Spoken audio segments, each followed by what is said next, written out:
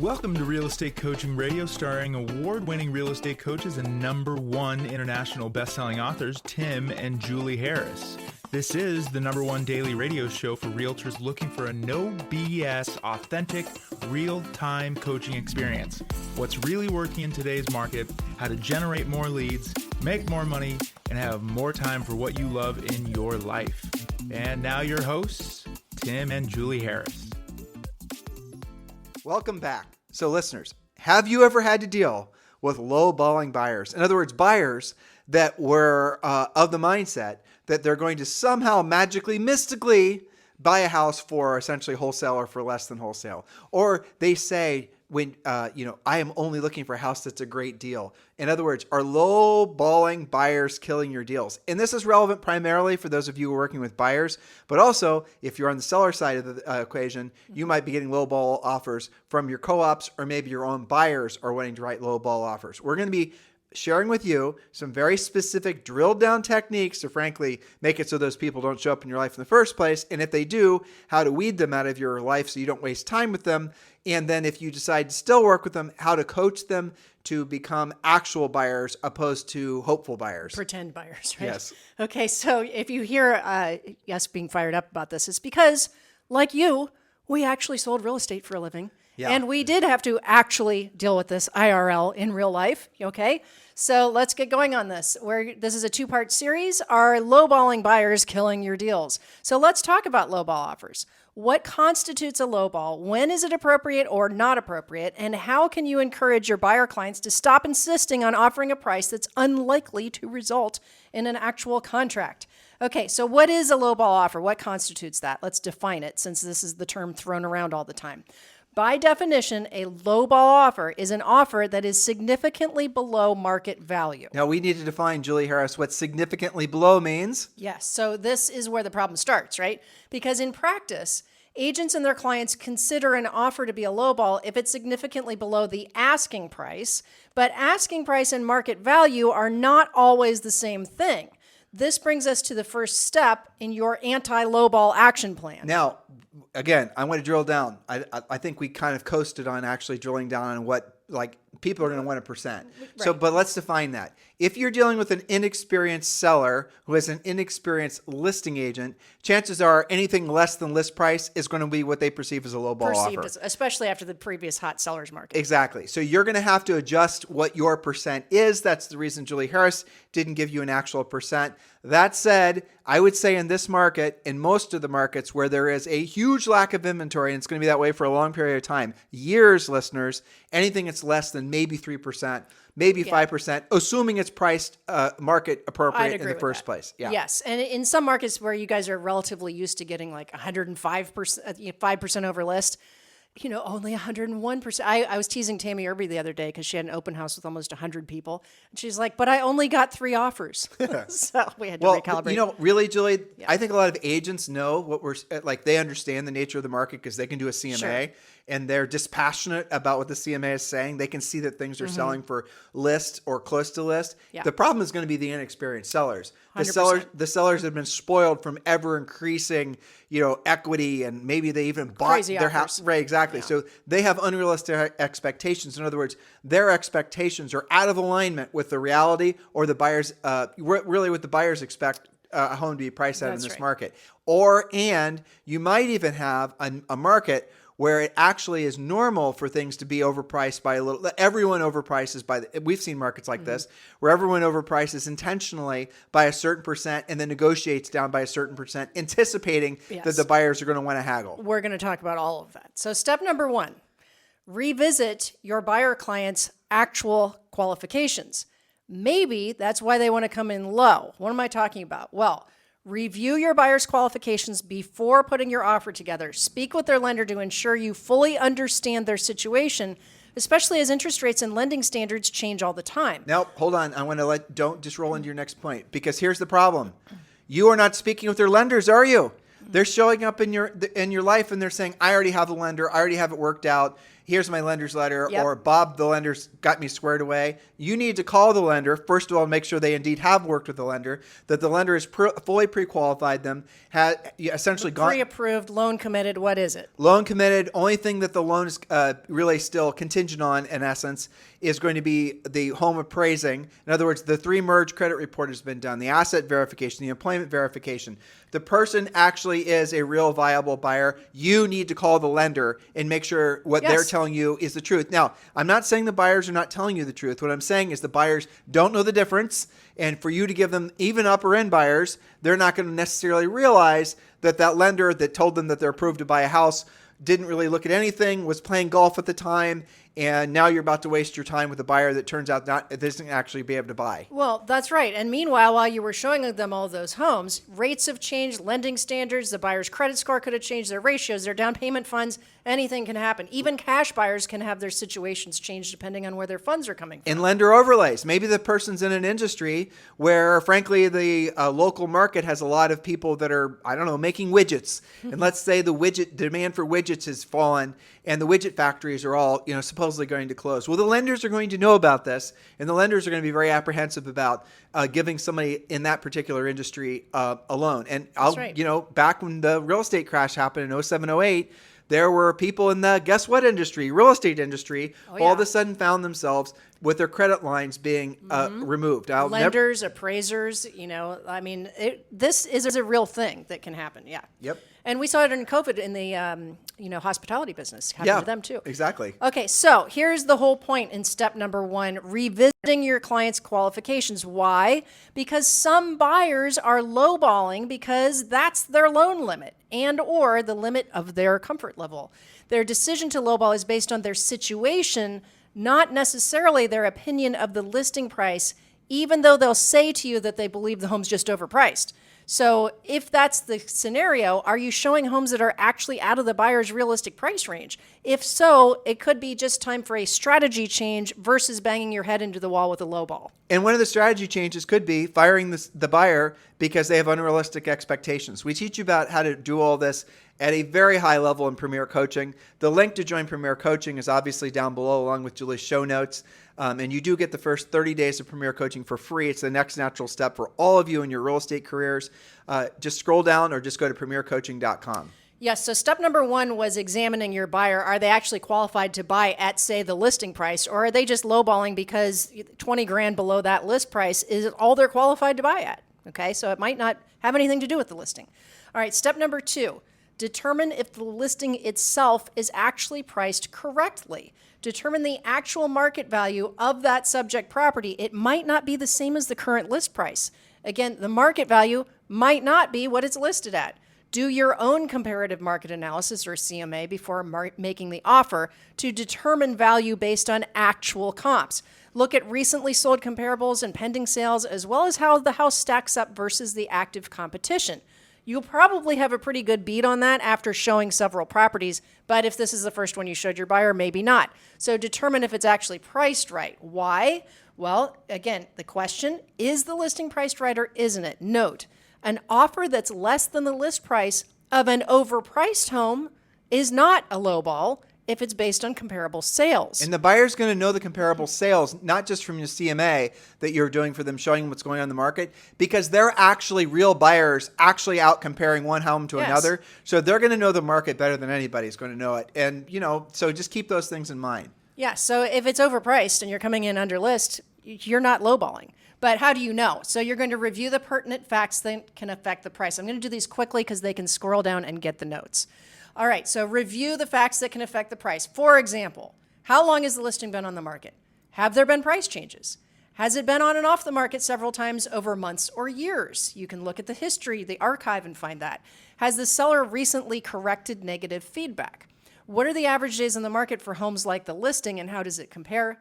What is the list to sell price ratio for the sold and pending comparable sales? So typically in the neighborhood, do sellers, to your point, there are neighborhoods where it's normal to come down 5%, or maybe it's normal to be over by 5%. Has the seller recently rejected offers? And if so, what was the reason for that? What else can the listing agent tell you about the seller's situation, preferred deal terms like closing and possession dates? which can help you put together an acceptable offer. All right, I'm going to give you guys a bonus point. Julie's points were excellent, but I'm going to drill down more on the last point.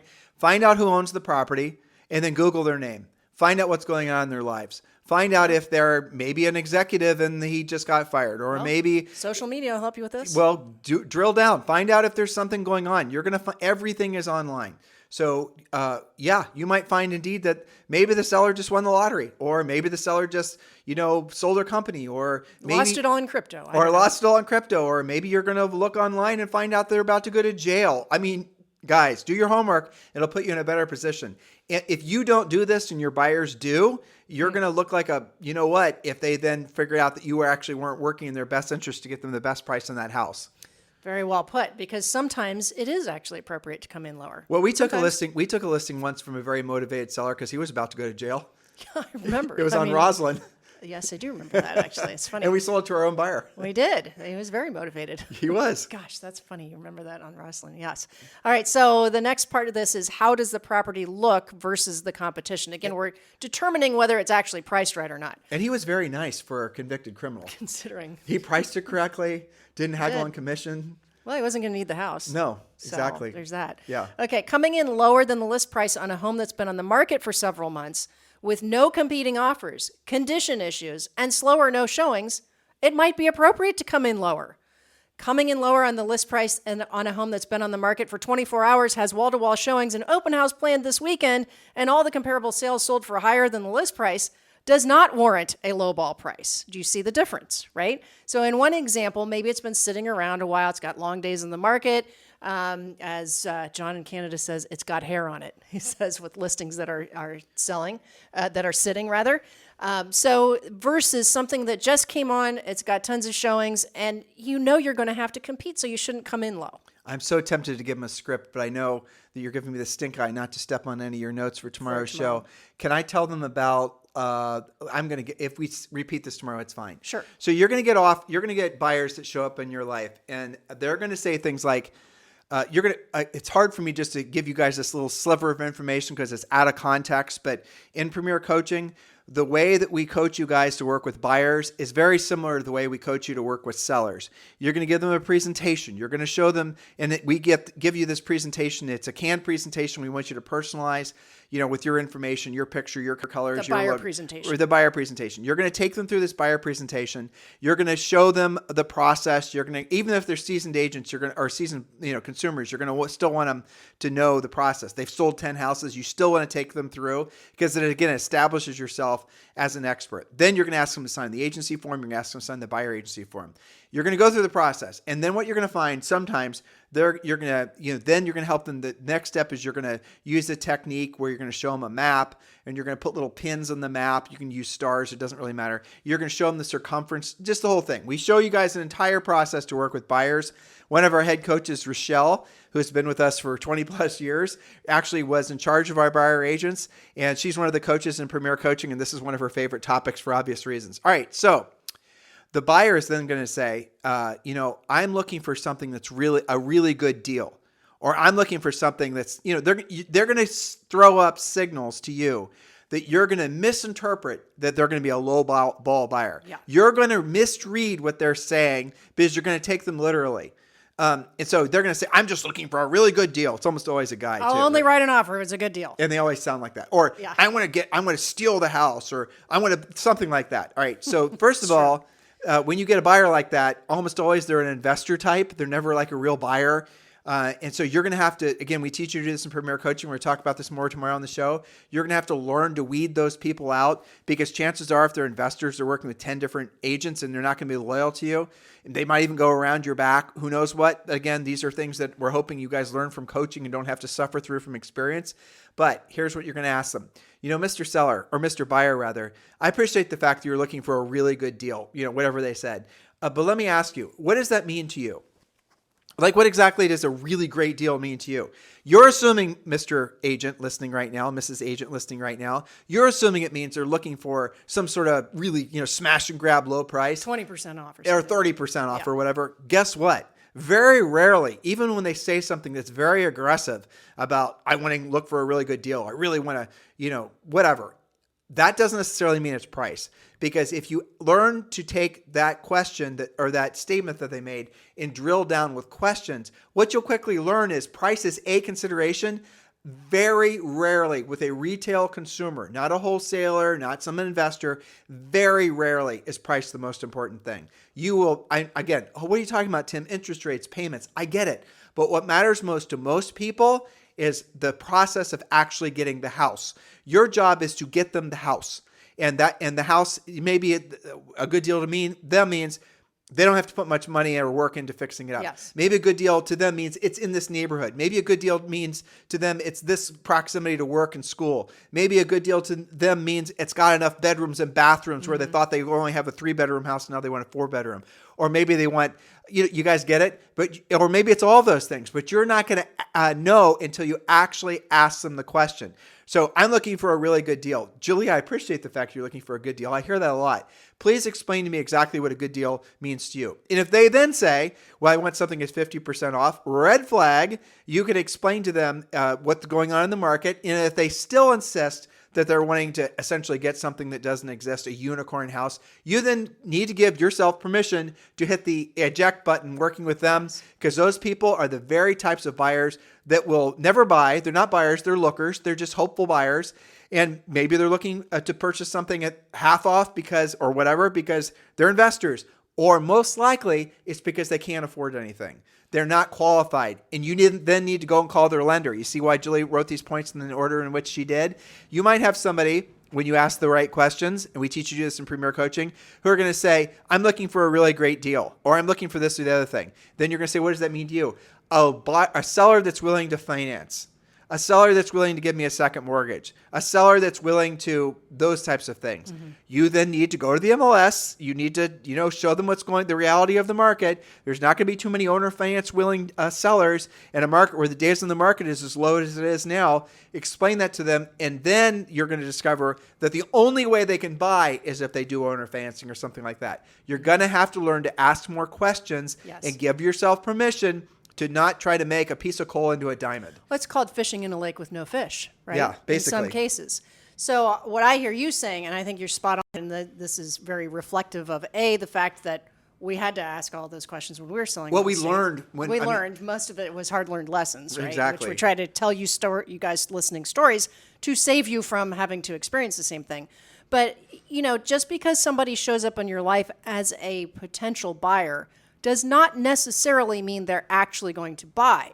And the problem is when you don't have enough leads, I see this with, agents that are not as proactive and newer agents, Don't get past that. So you have a tendency to work with unmotivated, unqualified, unrealistic, buyers when you don't have enough leads. Right, because you want it so bad. You want them to buy so much. Right. You want to believe in their ability to buy, their desire to buy, their motivation, their qualifications. But sometimes you want it more than their ability can deliver. Think about, again, Julie's dropping some truth bombs on you guys. What if you're working with one of these millennials who have been living in these really amazing apartment complexes where there's pools and cappuccino makers, and there's valet car parking. They wash your car. Drone delivery on their doorstep. You guys get the point. Massages 3 times a day. Okay, that's where they've been living.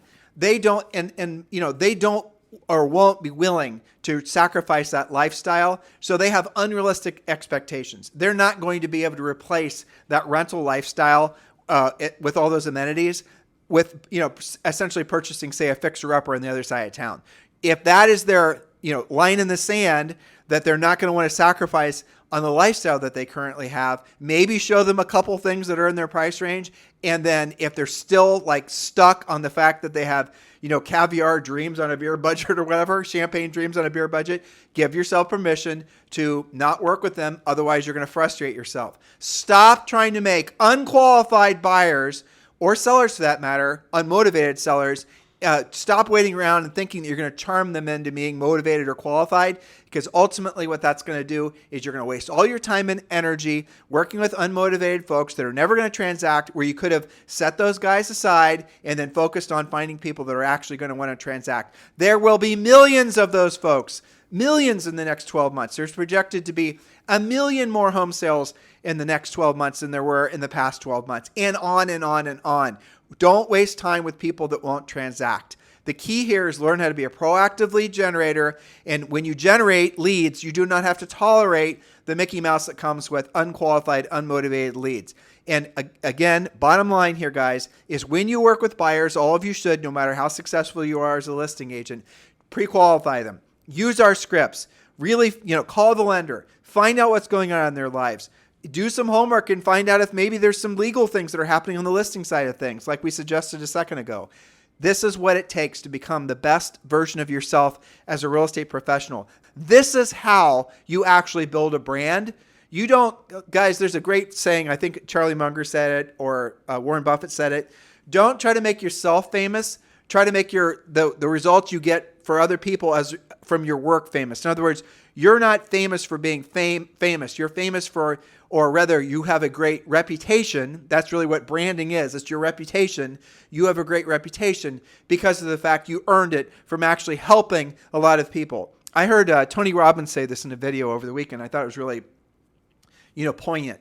So if you look at somebody else's success, they have more than you, they sell more homes, they have more money, they have the things that you want, and you're jealous or you're envious or you don't understand. Maybe you actually are more skilled. Maybe you are prettier, taller, the whole thing. And you cannot understand why this other person has actually achieved more than you have. In general, in life, what I'm telling you is true. It's because they did what they didn't want to do, and they didn't want to do it at the highest level for long periods of time. Now, here's what Tony said with regards to that, because he has his own version of that. What you want to realize is that the difference between somebody who's achieved the highest levels of success in life is because they've helped more people than people that haven't. So if you aren't living the life that you want, have the level of success and achievement and satisfaction and purpose and meaning in your life, it's at the level that you know you're capable of. You're not too old. You're not too fat. You're not too anything. It's just you need to wrap your mind around there's a direct correlation between the number of people you help and the amount of essentially, the quality of life that you experience. The highest level of yourself on this planet comes from helping more people. Now, by helping more people, I'm not telling you to do things for free. Why can he get $40 million or $50 million a movie? Why does, the agent in your marketplace make millions of dollars per year where you're struggling to make $100,000 per year? Adjust accordingly, right? It's because they're helping more people. Their mindset, whether they will say it like this or not, is I need to actually service more people. I'm thinking of like at eXp Realty, our friend Veronica Figueroa, or Carrie Shaw, or some of these other top agents that sell hundreds of homes per year. Well, their mindset is selling a unit, making more money. I mean, they're thinking like business people, but really the underlying thing that they're doing is they're helping solve other people's problems, which is helping them buy or sell real estate.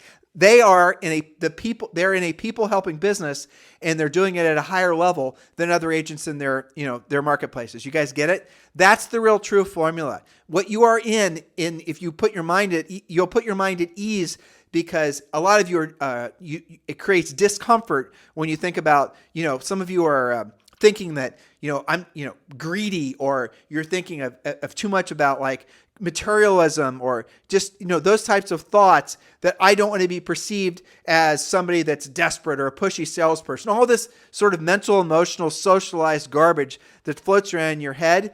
All of those things are standing in the way. Fear-based things, ego-based things are standing in the way for what really is the bottom line for all of us. Our highest and truest purpose on this planet is being of service to other people. Again, I'm not telling you to sacrifice your time on this planet being of service to other people for free. Absolutely not.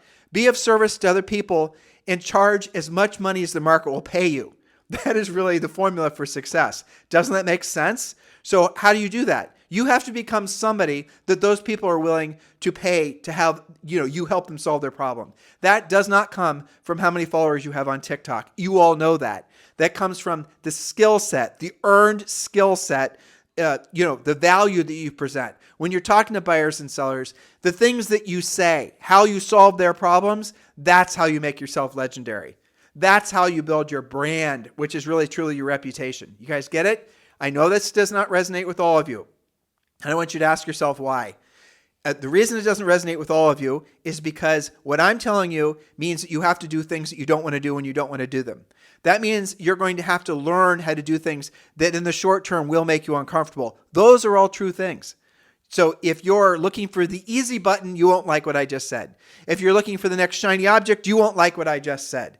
But for those of you who are serious about living, becoming the highest version of yourself, the best version of yourself as a real estate practitioner, which means the market will welcome you with open arms, and you will be able to solve, the problem of buying or selling real estate for hundreds, if not thousands of homeowners and wannabe homeowners, home buyers, right? That's where you want to gravitate your mind towards. So if your resistance is, I don't want to be seen as a pushy salesperson, so I'm not going to learn scripts, I'm not going to do a presentation, you're just not ready for what I'm telling you. That's the truth. You're just not ready for the essentially the next version of yourself to emerge. You want to move things around your plate a little bit more, think about things a little bit longer. You want to get ready to get started for a little bit longer. Here's the problem. You don't get that time back. You can't roll the clock back. You're getting older. And the other thing that's happening is the longer you wait to become successful in real estate, the longer you wait to give yourself permission to become successful in real estate, okay? The less likely you are actually to become successful in real estate or anything in life, because you start doubting yourself. You're going to see other people or read about other people, who are in the business for half the amount of time you are, and they're achieving at levels that you can't achieve at, or you're not willing to allow yourself to achieve at. Notice I'm not saying you can't do it, because all of you can. Selling real estate, frankly, is easy. Doing what Julie and I ask you to do in Premier Coaching as your primary, focusing on proactive lead generation and these other things, it's just talking mostly, right? It's just you having conversations. It's you following a script. It's easy stuff. It doesn't require, knowing how to make complicated lead generation funnels or fancy videos or doing 1,000 videos or making yourself the mayor of your town. None of that. What we want you to do is learn how to be an effective proactive lead generator. And when you do that, it's you having conversations that are, designed to provide value to the person you're talking with, and then generate a lead. When you start seeing yourself and feeling yourself doing that, and then you start generating actual closed deals from it, your life pivots. I want you to imagine that. You wake up tomorrow morning. I want you to imagine yourself doing this, and you have become a Premier Coaching client. You know exactly what to do. You have a schedule, because that's obviously the essence of anybody who is going to achieve things in life. They're following a schedule. You have a minimum daily standards of maybe 3 to 5 things. And one of those 3 to 5 things is you're going to proactively, lead generate to, say, for example, 10 people a day. And you know what that mixture has to be. Some of them are centers of influence and past clients. A couple of them are expireds, that type of thing. I want you to imagine you actually having done that. Now it's the end of the day. In the morning, you worked out, you showed gratitude towards the people you love, you did your proactive lead generation, you did your lead follow-up, you took your supplements, you're going to decide what your minimum standards are. I just gave you some of mine. So now at the end of the day, what did you do? Look at all the things you accomplished. You worked out, you networked when you were at the gym, good for you. You've taken your supplements, you did 10 proactive lead generation calls, you maybe set an appointment, you guys get it? You're building momentum. You will not get results in a meaningful way for a long period of time. That's the nature of everything in life. Everything that you want in life is going to take, 5 times longer than you think it should, for sure. Everything worth having takes longer. Anyone who's telling you that there's shortcuts or easy buttons, honestly, guys, you should intuitively know by now, because you're all grown-ass adults, that there are no shortcuts in life. There just aren't. Not for things that really matter the most. There are no shortcuts. I wish there were, but there aren't. There's a cost to everything. Be willing to pay the price. Most people aren't. And the bigger goal you have, the more price there is to pay. That is the truth. Again, I know this doesn't resonate with a lot of you. A lot of you want to believe there's an easy button. A lot of you want to look for shortcuts. The world has told you that rich people have inherited it, or rich people somehow have cheated for it, or something like that. None of those things are true. The percent of people who are worth $1 million to $5 million, the percent that inherited it is like, I don't remember the exact number, but it's basically nothing. Most people that have built a single digit millionaire status have done it in their own lifetimes by being business owners, a whole bunch of them in real estate, and doing exactly the things we tell you guys to do in Premier Coaching. You have made the right decision when you got your real estate license. I'm here to tell you, despite what other people might be telling you, this is one of the most exciting markets for those of you who are going to be ambitious. Everything is hard reset. All the markets, every market in the United States right now is going through a hard reset, which is great because the playing field has been leveled. Even the most experienced agents are having to essentially retool their mindset and their approach to the market. So you are, say, for example, you're a new agent, you can actually go into one of these markets where there's a lot of well-established agents, and you can go after their expired listings. You can do things that are going to be proactively generation focused in those marketplaces, and you'll start taking listings.